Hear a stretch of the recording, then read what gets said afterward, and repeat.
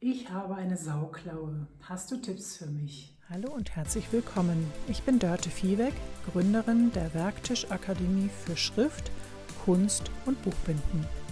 In dieser kleinen Videoreihe beantworte ich all deine Fragen rund ums Thema Schreiben. Schreib mir doch deine Frage einfach gerne in die Kommentare. Ich habe eine Sauklaue. Das schrieb mir Bernd neulich und offensichtlich möchte er auch was dagegen tun. Hand aufs Herz, Bernd. Ich habe auch keine schöne Handschrift. Das sollte man eigentlich von jemandem, der mit Schreiben sein Geld verdient, gar nicht meinen, aber es ist tatsächlich so. Die gute Sache ist, du kannst was dagegen tun. Und hier habe ich ein paar Tipps für dich. Ja, was definiert denn eigentlich eine schöne Handschrift? Erstmal vielleicht, Handschrift und Kalligrafie sind nicht dasselbe. Bei der Handschrift geht es gar nicht darum, eine neue Schrift oder neue Buchstaben zu lernen, sondern einfach mal zu schauen, wie kann ich mit dem, was schon vorhanden ist, vielleicht das Bild etwas verbessern. Gehörst du auch zu denen, die noch schöne Schrift in der Schule hatten? Ja, das hat manche Tränen gekostet und Mühen, aber es war tatsächlich zu was gut, denn heute wissen wir, dass mit der Hand zu schreiben auch dazu beiträgt, dass wir uns Sachen besser merken können. Wissenschaftliche Einrichtungen wie zum Beispiel das Schreibmotorik-Institut führen dazu Studien durch, die das belegen. Aber leider haben wir natürlich heutzutage alle viel zu wenig Übung mehr in der Handschrift durch den Gebrauch von Smartphone, Tablet, E-Mails und so weiter. Und dadurch geht uns ein Stück weit auch von der Motorik verloren. Das merkst du wahrscheinlich spätestens, wenn du deine eigenen Notizen nicht mehr lesen kannst. Aber was ist denn jetzt eigentlich eine schöne Handschrift?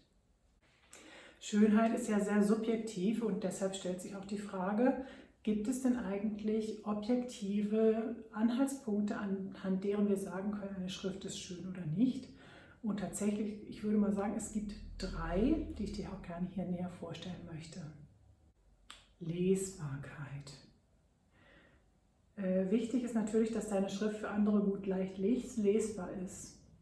Und dafür sollten alle Buchstaben gut erkennbar sein. Oft tendieren wir ja gerade zum Schluss eines Wortes dazu, dass wir die Buchstaben irgendwie so ausschleifen lassen. Bei mir ist das ganz klassisch EN, ja, da gibt es hinten dann irgendwie nur noch so einen Strich. Das ist nicht mehr klar lesbar. Auch die Größe der Buchstaben ist entscheidend. Die sollten nicht zu klein sein und die sollten auch nicht zu eng aneinander gedrückt sein, denn das ist dann auch nicht mehr so gut lesbar. Deshalb musst du aber trotzdem nicht gleich Druckschrift schreiben. Der zweite Punkt ist Gleichmäßigkeit.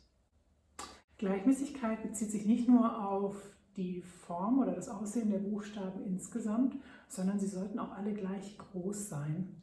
Das hat den Vorteil, dass das Auge des Lesenden sich daran gewöhnen kann und die Buchstaben dann auch besser wiedererkennt. Es sollte auch eindeutig erkennbar sein, ob es sich um einen Groß- oder einen Kleinbuchstaben handelt. Das ist so ein Thema, was ich früher oft in der Schule diskutiert habe. Aber es ist tatsächlich natürlich hilfreich.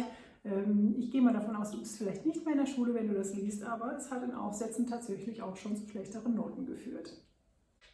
Auch der Abstand zwischen den Buchstaben und den Wörtern sollte gleichmäßig sein.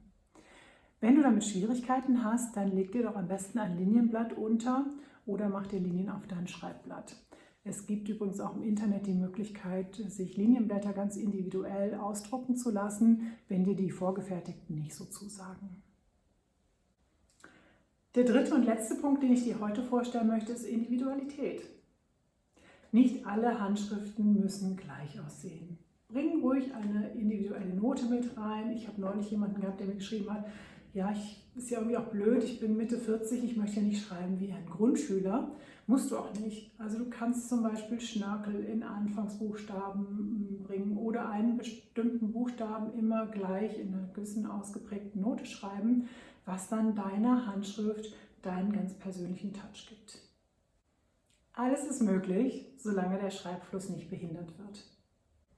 Schöner Schreiben heißt nicht, dass du gleich eine neue Schrift lernen musst. Ganz im Gegenteil, wenn du diese 3 Punkte der Lesbarkeit, der Gleichmäßigkeit und der Individualität berücksichtigst, kannst du schon viel erreichen und trotzdem werden die Lesenden deine Schrift als deinen ganz persönlichen dein ganz persönliches Merkmal erkennen.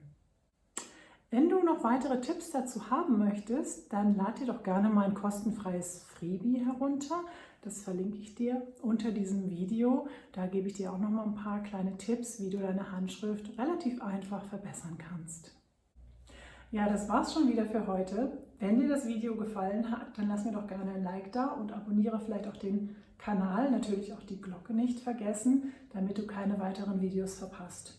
Und wenn du Fragen zur Schrift hast, die du gerne mal beantwortet haben möchtest, stell sie mir gerne in den Kommentaren. Bis zum nächsten Mal.